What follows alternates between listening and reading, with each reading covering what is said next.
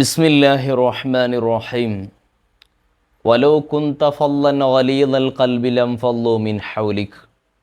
വിശുദ്ധമായ ഖുർആനിൽ നബി സല്ലല്ലാഹു അലൈഹി വസല്ലമ തങ്ങളോട് അള്ളാഹു പറയുന്നുണ്ട്, നബിയെ, തങ്ങളുടെ സ്വഭാവം പരുപരുത്ത സ്വഭാവമായിരുന്നെങ്കിൽ, കഠോരമായ മനസ്സായിരുന്നു തങ്ങൾക്കുണ്ടായിരുന്നുവെങ്കിൽ തങ്ങളിൽ നിന്ന് ജനങ്ങളെല്ലാം അകന്നു പോകുമായിരുന്നു.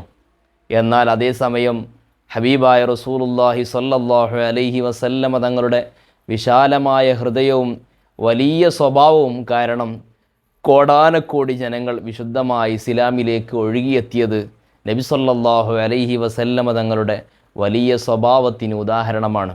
ഒരിക്കൽ മഹദിയായ ബീവി ആയിഷ റളിയല്ലാഹു അൻഹയോട് വാപ്പയാകുന്ന അബൂബക്കർ സിദ്ദീഖ് റളിയല്ലാഹു അൻഹു പറയുന്നൊരു വസിയത്തുണ്ട്. മോളെ, ഹബീബായ റസൂലുള്ളാഹി സ്വല്ലല്ലാഹു അലൈഹി വസല്ലമ തങ്ങൾ വലിയ സന്തോഷത്തോടു കൂടി നിൻ്റെ സമീപത്ത് വന്നാൽ നിൻ്റെ മുൻകഴിഞ്ഞതും വരാനിരിക്കുന്നതുമായ ദോഷങ്ങൾ പൊറുക്കാൻ വേണ്ടി ദുആ ചെയ്യിപ്പിക്കണം എന്ന് പറഞ്ഞപ്പോൾ നബി സല്ലല്ലാഹു അലൈഹി വസല്ലമ തങ്ങൾ ഒരിക്കൽ വലിയ സന്തോഷത്തിൽ തൻ്റെ വീട്ടിലേക്ക് കയറി വന്നപ്പോൾ ആയിഷ ബീവി റളിയല്ലാഹു അൻഹ ഈ വസിയത്ത് പറയുന്നുണ്ട്. അങ്ങനെ ആയിഷ ബീവി റളിയല്ലാഹു അൻഹയ്ക്ക് വേണ്ടി ഹബീബായ നബി സല്ലല്ലാഹു അലൈഹി വസല്ലമ തങ്ങൾ തൻ്റെ ഇരു കരങ്ങളും ഉയർത്തിയിട്ട് ആത്മാർത്ഥമായി പ്രാർത്ഥിക്കുന്നുണ്ട്. ആയിഷയുടെ കഴിഞ്ഞതും വരാനിരിക്കുന്നതുമായ ദോഷങ്ങൾ നീ പുറത്തു കൊടുക്കണേ അല്ലാഹ്. ആയിഷ ബീവി റളിയല്ലാഹു അൻഹ വലിയ സന്തോഷത്തോടെ അത് സ്വീകരിക്കുകയാണ്, അത് കാണുകയാണ്.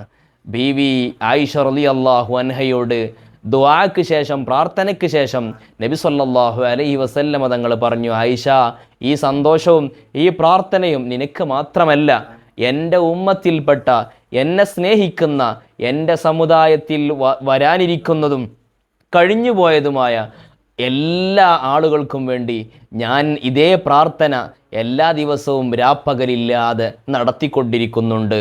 ആ സ്വഭാവത്തിൻ്റെ വിശാലത എത്രയാണ്!